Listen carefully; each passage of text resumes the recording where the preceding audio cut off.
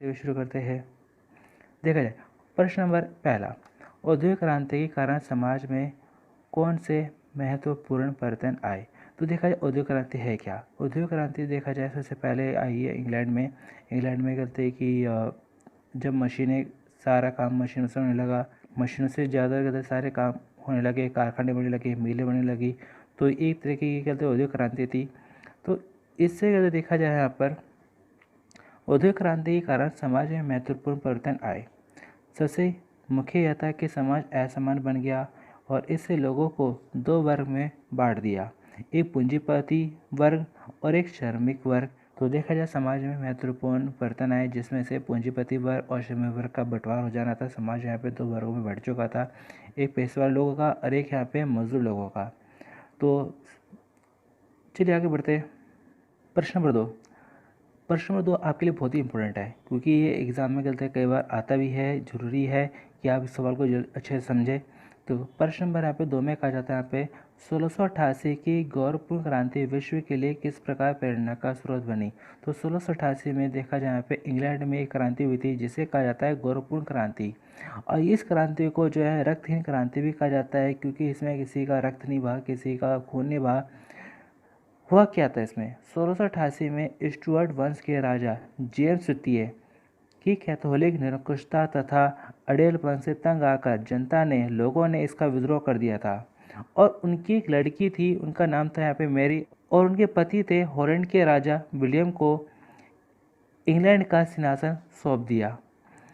यह परिवर्तन बिना रक्तपात के हुआ, बिना किसी का खून बहाए हुआ, इस कारण इसे रक्तहीन क्रांति कहा जाता है। 1688 की क्रांति ने विश्व के लिए एक प्रेरणा का स्रोत बनी। इस क्रांति ने साबित कर दिया कि संसद जेम्स तृतीय के निरंकुश शासन को बदलने में सक्षम हुए बिना खून बहाए इसने सरकार को एक संवैधानिक रूप दिया। तो इस क्रांति ने यह साबित कर दिया कि अगर जनता चाहे तो तानाशाही शासन को भी कहते हैं कि हटाकर वहाँ पर एक लोकतंत्र को ला सकती है। जनता से बड़ी ताकत कोई नहीं होती। तो ये थी यहाँ पे गौरवपूर्ण क्रांति। इस क्रांति को जो है रक्तहीन क्रांति भी कहते हैं, गौरवपूर्ण क्रांति भी कहते हैं। तो सवाल अगर आपका आए कि गौरवपूर्ण क्रांति क्या है, 1688 की गौरवपूर्ण क्रांति क्या है, या 1688 की रक्तहीन क्रांति क्या है, या इंग्लैंड की क्रांति क्या है, तो इन सब का आंसर आप ये लिख सकते हैं। इसके अलावा आपने जो आपने पढ़ा है बुक से या आप जो आप पढ़ोगे बुक से आप वो भी लिख सकते हैं। तो चलिए आगे बढ़ते हैं। प्रश्न नंबर 3, धर्म सुधार ने किस प्रकार यूरोप और विश्व को प्रभावित किया। तो देखा जाए इस सवाल में कहा जाता है धर्म सुधार, कि धर्म सुधार ने कहते क्या करा कि यूरोप के साथ साथ विश्व को प्रभावित किया। कैसे, धर्म सुधार है क्या। धर्म सुधार का मतलब क्या है कि धर्म में कहते हैं बहुत सी बुराइयाँ थी, बहुत सी कमियाँ थी, इसको दूर करते हुए बहुत से कार्य हुए जिन्होंने यूरोप के साथ साथ विश्व को प्रभावित किया। तो देखा जाए यहाँ पर मार्टिन लूथर नाम के एक जर्मन पुजारी ने पहले रोमन कैथोलिक चर्च के अधिकारियों को चुनौती दी। उनका मानना था कि चर्च पर अंधविश्वास करने की बजाय यीशु मसीह में विश्वास के माध्यम से मोक्ष को प्राप्त किया जा सकता है। लूथर के विचारों ने पश्चिम में प्रोटेस्टेंट धर्म सुधार की शुरुआत की और ईसाई जगत को दो भागों में बांट दिया। एक था प्रोटेस्टेंट और रोमन कैथोलिक।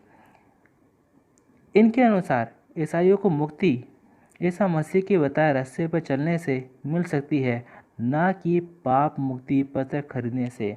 तो देखा जाए यहाँ पर जो है इसमें बताया गया था, इसमें मार्टिन लूथर ने जो है कैथोलिक चर्च के अधिकारियों को चुनौती दी थी, क्योंकि कैथोलिक चर्च के अधिकारी जो थे, दूसरे जो गलते चर्च के जो अधिकारी थे, वो जो जनता को जो है गलत संदेश दे रहे थे, जनता को जो है एक तरह से डरा रहे थे, ये कहकर कि अगर आपने अपने जीवन में पाप किए है और आपको उन पापों की सज़ा मिलेगी, आपकी जब मृत्यु जाएगी, मृत्यु होने के बाद आपको मिलेगा नर्क।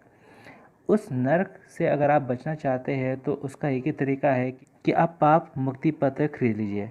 ये पाप मुक्ति पत्र आपको जो आपके पापों से मुक्ति देगा और आपको जो है मरने के बाद आपको देगा सीधा स्वर्ग। इस लालच में आके बहुत से लोग जो है पाप मुक्ति पत्र खरीदने लगे थे, जिसका विरोध जो है मार्टिन लूथर ने किया कि इस तरह से पाप मुक्ति पत्र खरीदने से जो है किसी भी प्रकार के जो है स्वर्ग की प्राप्ति नहीं होती है, किसी प्रकार के यहाँ पर नर्क से नहीं बचा जा सकता। तो ऐसा बिल्कुल नहीं होता है। ईश्वर में जो है विश्वास करके, यीशु मसीह में विश्वास करके ही हम कहते मोक्ष को प्राप्त कर सकते हैं। ऐसा कहा मार्टिन लूथर, जो धर्म सुधारक थे इन्होंने। और साथ में कहते हैं कि इन्होंने समाज में जो है एक नई विचारधारा को पैदा किया कि हमें बड़े बड़े महंगे या करने के या दूसरी तरह के आडंबर करने की ज़रूरत नहीं है। हम सिर्फ यीशु मसीह में विश्वास करेंगे और उनके बताए हुए सरल रास्तों को अपनाएंगे तो भी हमें जो है मोक्ष की प्राप्ति हो जाएगी। हमें जो है ज़्यादा कुछ करने की ज़रूरत नहीं है, हमें यीशु मसीह में सिर्फ विश्वास करने की ज़रूरत है। यीशु मसीह में विश्वास करके ही हम कहते मोक्ष को प्राप्त कर लेंगे। तो इस तरह से जो है मार्टिन लूथर ने जो है यूरोप के साथ साथ विश्व को एक धर्म को सुधार को लेके एक नई सोच को जन्म दिया। तो चलिए आगे बढ़ते हैं। प्रश्न 4, इस सवाल में आपसे कहा जाता है वास्को डी गामा कौन था। तो आसान है, ज़्यादा मुश्किल नहीं है और इम्पोर्टेंट भी है। तो मैं इसमें पहले जो लिखा है मैं आपको बता देता हूँ। वास्को डी गामा एक पुर्तगाली नाविक थे जिन्होंने 1498 ईस्वी में भारत की खोज की। वे यूरोप से भारत की समुद्री मार्ग की खोज करना चाहते थे। 20 मई 1498 को वास्को डी गामा कालीकट तक पहुँचे और वहाँ के राजा से कारोबार के लिए हामी भरवा ली। कालीकट में 3 महीने रहने के बाद वास्को डी गामा पुर्तगाल वापस चले गए। तो देखा जाए वास्को डी गामा कौन थे? पुर्तगाल नाविक थे जो नाव चलाते हैं, जो नाव सवारी होते हैं।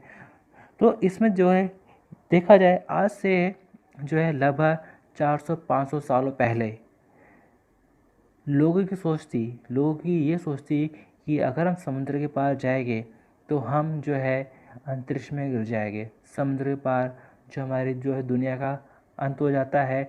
अगर हम समुद्र पार करने की कोशिश करते हैं तो हम जो है सीधा अंतरिक्ष में गिर जाएंगे, अंतरिक्ष में गिर के हमारी मौत हो जाएगी। तो पहले के लोगों की ये सोच हुआ करती थी।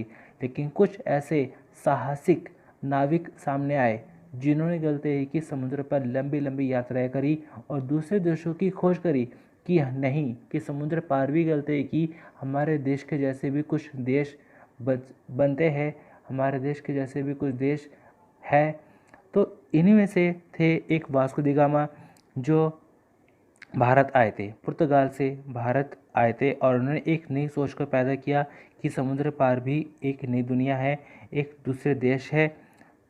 समुद्र पार भी जो है कि हमारे जैसे और भी देश है। वास्को डी गामा ने गलती की, इस तरह से गलती कि लोगों में एक नई सोच को पैदा किया कि हमें समुद्र पार जाके एक नए देशों की, कुछ नए देशों की खोज करनी है। तो चलिए आगे बढ़ते हैं। प्रश्न नंबर 5। प्रश्न 5 में आपसे कहा जाता है कार्ल मार्क्स ने समाजवाद के विषय में क्या कहा था। तो थोड़ा सा इम्पोर्टेंट सवाल है यहाँ पर। तो इसमें देखा जाए पे समाजवाद क्या है। किसी एक व्यक्ति को जो यहाँ पे महत्व ना देके पूरे समाज को एक महत्व दिया जाता है, वो होता है समाजवाद। कार्ल मार्क्स ने कहा था कि पूंजीपति अक्सर मजदूरों का शोषण करते हैं और स्वयं अधिक से अधिक मुनाफा कमाने में लगे रहते हैं। समाज में वह संघर्ष पूंजीवाद को समाप्त कर देगा और श्रमिक वर्ग का शासन स्थापित हो जाएगा। इसमें कार्य के अनुसार वेतन प्राप्त होगा। तो कार्ल मार्क्स चाहते थे कि समाज में जो है कि एक ऐसा समाज बने हमारा यहाँ पर जिसमें कहते पूंजीपति वर्ग ना हो, सभी एक बराबर हो और सभी को जो है यहाँ पर काम के हिसाब से उनको जो है पद मिले, उनको पैसा मिले। तो यहाँ पे सिर्फ ऐसा ना हो कि कहते सिर्फ पूंजीपति वाले बनते जाए और श्रमिक वाले जो है हमेशा गरीब बने रहे। कार्ल मार्क्स ऐसा बिल्कुल नहीं चाहते थे, इसलिए उन्होंने जो है एक अपनी एक सोच बनाई, लोगों में जागरूकता पैदा करी और लोगों में गलते कि यह प्रयास किया ताकि वह समाज में एक ऐसा समाज बना सके जहाँ सभी बराबर हो और वहाँ कोई संघर्ष ना हो। कि संघर्ष कहाँ होता है? जहाँ अमीरी गरीब होती है। और कार्ल मार्क्स चाहते थे कि हमारा जो समाज है वो वर्ग विहीन समाज हो। तो चलिए आगे बढ़ते हैं। प्रश्न नंबर 6। इस सवाल में आपसे कहा जाता है बोस्टन चाय पार्टी की घटना क्या थी। बोस्टन टी पार्टी क्या थी। यह सवाल आपका आ सकता है कि अमेरिका स्वतंत्रता संग्राम का तात्कालीन कारण क्या था। तात्कालीन मतलब क्या होता है? रिसेंट वजह क्या थी अमेरिका स्वतंत्रता के संग्राम की, अमेरिका की आज़ादी के संग्राम की तात्कालीन उसी समय का कौन सा कारण था। तो देखा जाए यहाँ पर अमेरिका में उपनिवेशवासियों को सभी व्यापारियों पर सौदों पर कर देना पड़ता था। अमेरिका के लोगों ने इसका विरोध किया 1773 ईस्वी में कुछ क्रांतिकारियों ने इंग्लैंड के जहाज़ों में आने वाली चाय को उतारने से मना कर दिया और चाय की पेटियों को समुद्र में फेंक दिया। अमेरिकी स्वतंत्रता संग्राम में इस घटना को बोस्टन की चाय पार्टी के नाम से जाना जाता है और इसी के बाद से ही अमेरिका की जो है स्वतंत्रता बननी शुरू हुई। अमेरिका ने अपना को जो है स्वतंत्र बनाना शुरू किया। चलिए आगे बढ़ते हैं। प्रश्न नंबर 7, पुनर्जागरण किसे कहते हैं? ये पुनर्जागरण काल क्या था? तो देखा जाए पे पुनर्जागरण शब्द का अर्थ होता है पे पुनर्जन्म, लेकिन पुनर्जन्म का मतलब ये नहीं कहते दुबन कि व्यक्ति मरता है, मरने के बाद दोबारा जन्म ले रहा है, वो वाला पुनर्जन्म नहीं है, बल्कि इसका पुनर्जन्म का मतलब क्या है कि मध्यकाल में जब सामंत व्यवस्था ने अपना वर्चस्व स्थापित कर लिया था समाज में, बौद्धिक लोगों ने इसके विरोध में आवाज़ उठाने लगे। इससे समाज में एक नया जागरण आया। इस जागरण से एक नए आंदोलन को जन्म दिया जिसे पुनर्जागरण कहते हैं। इसकी शुरुआत इटली में हुई। पुनर्जागरण से लोगों के बौद्धिक और सांस्कृतिक जीवन पर गहरा प्रभाव पड़ा। तो सिंपल सा बात है, यहाँ पर पुनर्जागरण बताया क्या है? सोच में बदलाव।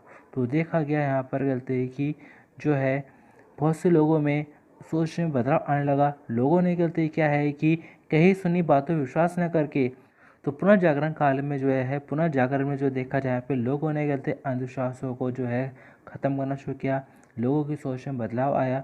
लोगों ने अब जो है यहाँ पे कहीं सुनी बातों पर विश्वास न करके बल्कि उन बातों पर विश्वास करना शुरू किया जो सिद्ध हो सकती है। लोगों ने अब जो है सवाल करने शुरू किए। लोगों ने अब तर्क करना शुरू कर दिया कि अगर कोई चीज़ है तो क्यों है।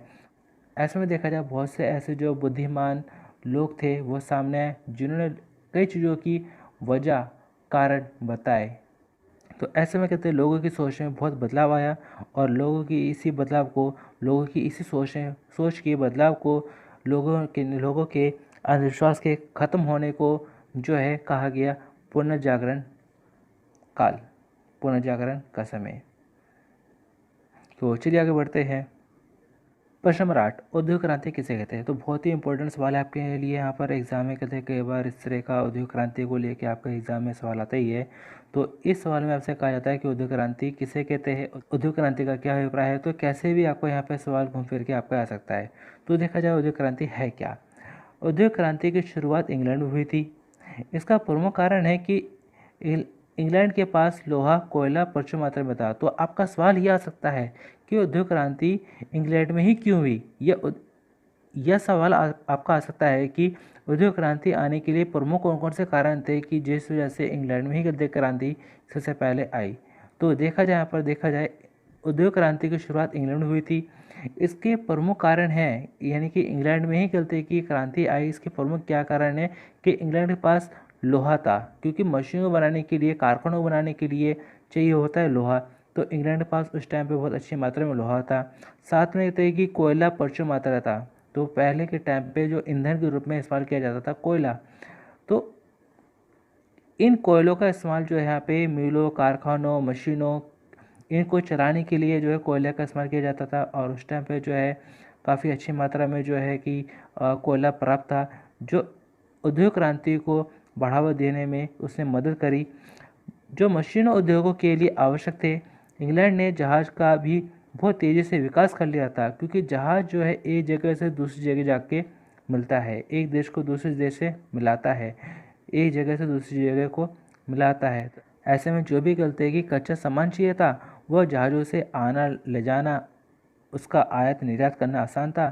साथ में जो भी निर्मित माल था, जो भी मशीनों से, कारखानों से, मिलों से जो भी सामान तैयार हो रहा था, उसको बेचने के लिए भी जहाज़ बहुत फ़ायदेमंद हुए, क्योंकि जो भी सामान तैयार होता उसे जहाज़ में रखा जाता और दूसरे देशों की मंडी में जाकर उसे बेचा जाता। इस तरह से इन जहाज़ों ने भी गलती की जो औद्योगिक क्रांति को बढ़ावा देने में बहुत मदद करी। सूत कातने की मशीन और भाप के इंजन के आविष्कार से, पक्की सड़कों और तार डाक सेवा के विकास से औद्योगिक क्रांति को सफलता मिली। तो ये कुछ और भी वजह है कि वजह क्या है कि यहाँ पर जो है भाप के इंजन के आविष्कार हो चुकी थी। भाप के इंजन के आविष्कार ने जो है औद्योगिक क्रांति को बढ़ावा दिया। साथ में देखा जाए यहाँ पर पक्की सड़कें थी, डाक सेवा थी, जिस वजह से औद्योगिक क्रांति को और ज़्यादा बढ़ावा मिला। क्योंकि अगर पक्की सड़कें होगी तो क्या होगा, आना जाना जल्दी होगा। अगर कच्ची सड़कें होती है, टूटी फूटी सड़कें होती है, तो ऐसे में जो है उद्योग धंधे बहुत ही पीछे रह जाते हैं। उद्योग क्रांति को सफलता मिली, समाज दो वर्गों में बट गया था, तो इसकी एक जो है परिणाम भी निकल के आए। उद्योग क्रांति के परिणाम निकल के क्या आए कि जो समाज जो है दो वर्गों में बढ़ चुका था, एक पूंजीपति वर्ग और एक श्रमिक वर्ग। पूंजीपति वर्ग वो लोग जो मालिक थे, श्रमिक वर्ग जो लोग मजदूर थे, जो लोग वहाँ पे अमीरों के लिए, पूंजीपति लोगों के लिए काम करते थे, वो होते यहाँ पे श्रमिक वर्ग। और इस उद्योग क्रांति से देखा जाए शुरू में तो फ़ायदा हुआ, लेकिन बाद में धीरे धीरे इससे क्या हुए, नुकसान हुए। नुकसान क्या हुए कि इससे जो है गांव की संख्या कम होने लगी, क्योंकि गांव में कहते लोगों ने अपने जो है बहुत से व्यवसाय बंद करके शहरों में जाकर वहाँ पर जो है उन्हें काम धंधा करना शुरू कर दिए। कारखानों में, मिलों में उन्हें काम करना शुरू कर दिया, जिससे कहते हैं कि उनके स्वास्थ्य पर बहुत बुरा असर पड़ा। तो चलिए आगे बढ़ते हैं। प्रश्न नंबर 9, फ्रांस क्रांति के कारण बताइए। तो देखा जाए ये सवाल जो है वो आपके लिए बहुत ही ज़्यादा ज़रूरी है, बहुत ही इंपॉर्टेंट है, क्योंकि ये सवाल आपके एग्ज़ाम में आ सकता है। इस सवाल में आपसे कहा जाता है कि फ्रांस की क्रांति के कारण बताइए, यानी कि ऐसे कौन कौन सी वजह थी जिस वजह से कहते हैं कि फ्रांस की क्रांति हुई। ये आपको फ्रांस की क्रांति को लेके कैसे भी क्वेश्चन आए, अगर आप लिखोगे तो आपको नंबर मिलेंगे। यानी कि अगर आपने ये भी लिख दिया जो मैं आपको बताने वाला हूँ, तो भी आपको कुछ ना कुछ आपको नंबर जरूर मिलेंगे। इसलिए ज़रूरी है आप इस सवाल को जरूर समझिएगा कि फ्रांसीसी क्रांति क्या थी और किन कारणों से आई। तो देखा जाए यहाँ पर फ्रांसीसी क्रांति के यहाँ पे कुछ कुछ कारण है, वैसे तो बहुत सारे कारण हैं, लेकिन उनमें से मैं कहते हैं कुछ ज़रूरी कारण है, मैं आपको वो लेकर आया हूँ। पहले कारण आता है यहाँ पे निरंकुश राजशाही। निरंकुश राजशाही का मतलब क्या है यहाँ पर कि 1789 की फ्रांसीसी क्रांति के कारण है, जिसमें सबसे पहले मैं आपको बताना चाहता हूँ निरंकुश राजशाही। निरंकुश राजशाही में सम्राट लुई 16वां कहता था, मैं ही राज्य हूँ, मेरी इच्छा ही कानून है। प्रजा लुई 16 से दुखी थी, जो क्रांति का कारण बना, जिस वजह से कहते हैं फ्रांसीसी क्रांति हुई।